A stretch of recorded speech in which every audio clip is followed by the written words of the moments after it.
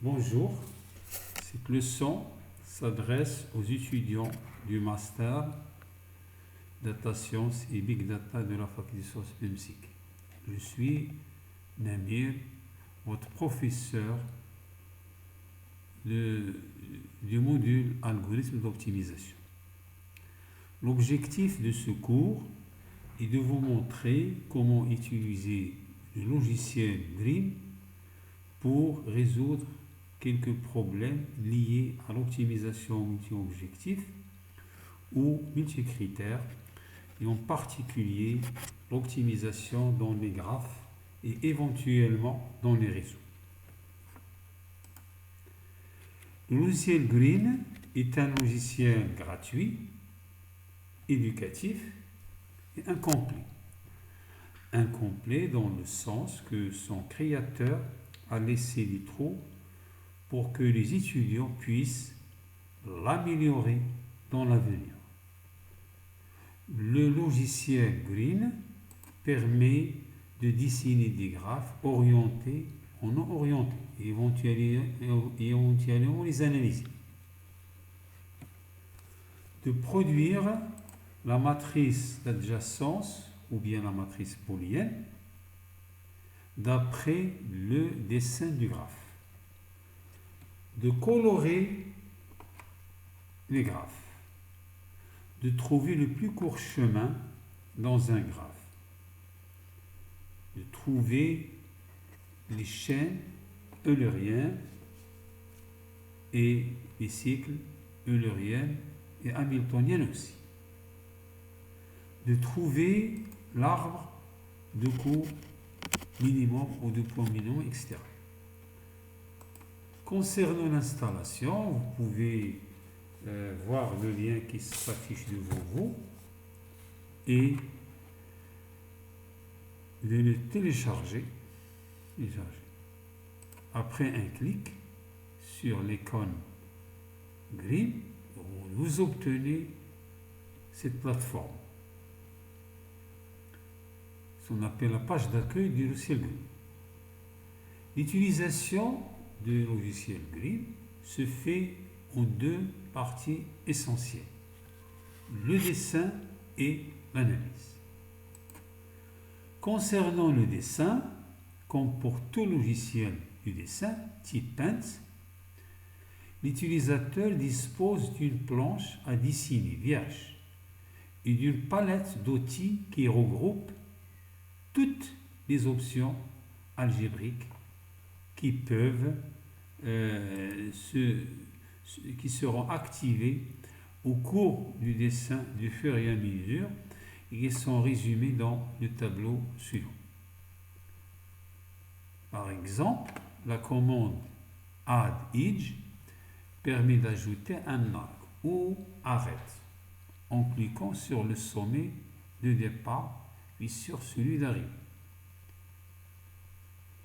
La commande Delete Edge permet de supprimer un arc ou une arête, etc.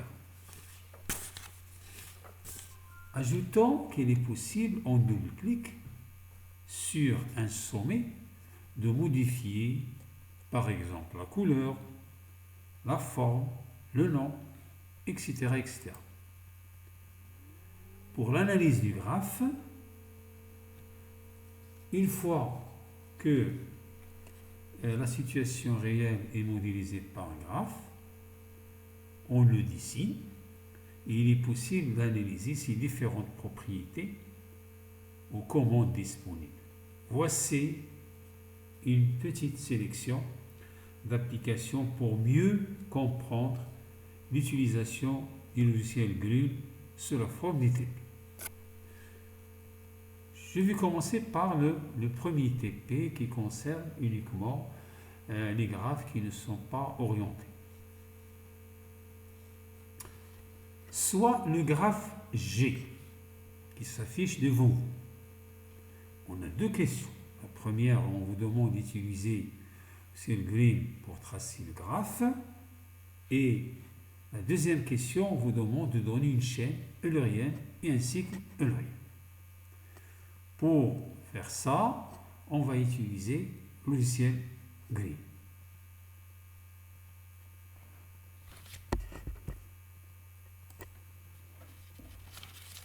Donc un clic sur l'icône Grid, nous obtenons cette page d'accueil. Et pour commencer, on a besoin de former un dossier. Donc je clique sur File. Je vais avoir cette situation. Dans ce dossier-là, on va tracer le graphe. Nous savons que pour tracer un graphe, on a besoin de deux parties.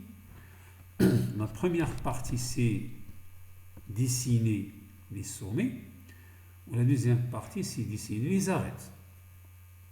Mais avant ça, il faut choisir le type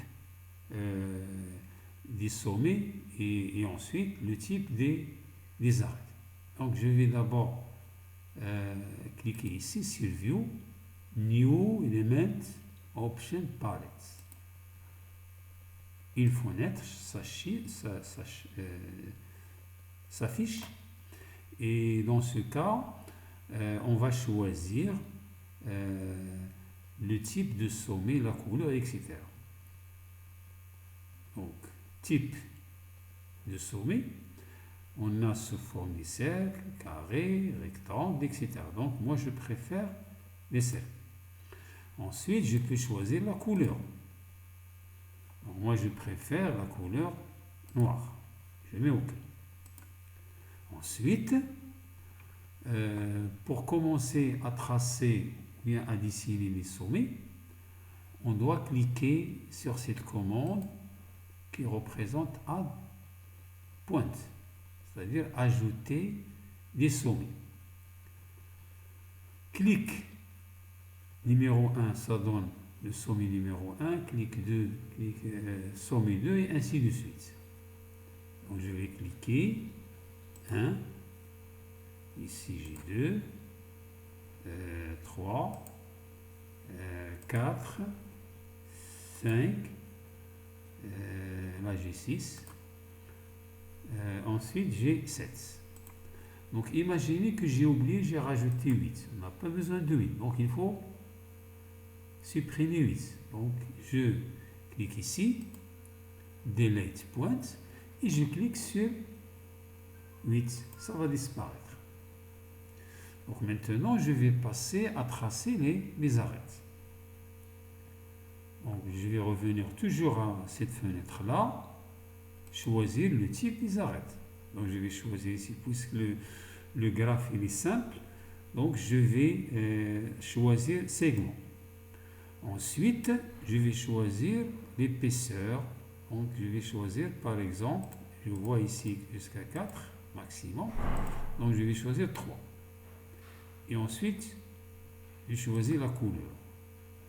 Donc je vais choisir la couleur bleue. Donc, il faut éviter la couleur rouge. Et je mets OK. Ensuite, je clique sur la commande Add Edge et je commence à former les arêtes. Donc, par exemple, l'arête 1,5. Donc je vais cliquer sur 1, ensuite sur 5. Et je continue. 5, 2, 2, 3, 3, 4, 4, 5, 2, 7, 7, 6 et 1, 6. Un peu d'esthétique, nous voulons tracer un graphe qui est lisible, clair. Donc il faut essayer de choisir une forme simple et claire. Donc je vais cliquer sur cette commande-là, Move Point, et je commence à changer de place. Donc je change. Voilà. Je diminue la largeur si vous voulez. vais choisir, etc. Si je veux par exemple, voilà, je veux diminuer la largeur, je peux faire ça. Si je veux diminuer la hauteur, je clique ici, augmenter là, diminuer là, etc.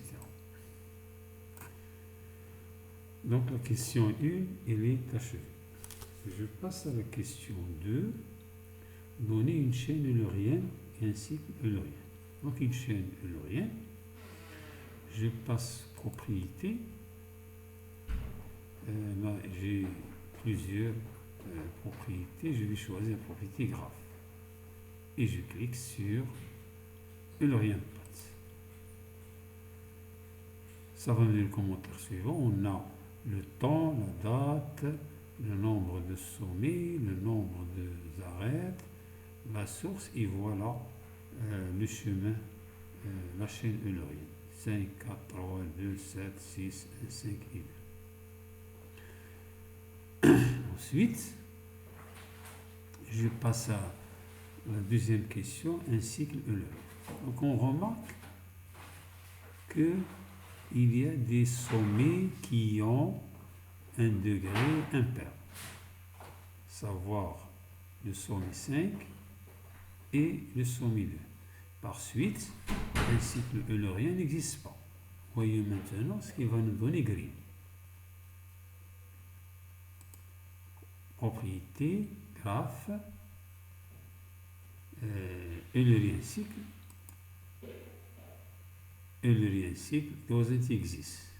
Donc, il coïncide avec le résultat de théorème d'Euler.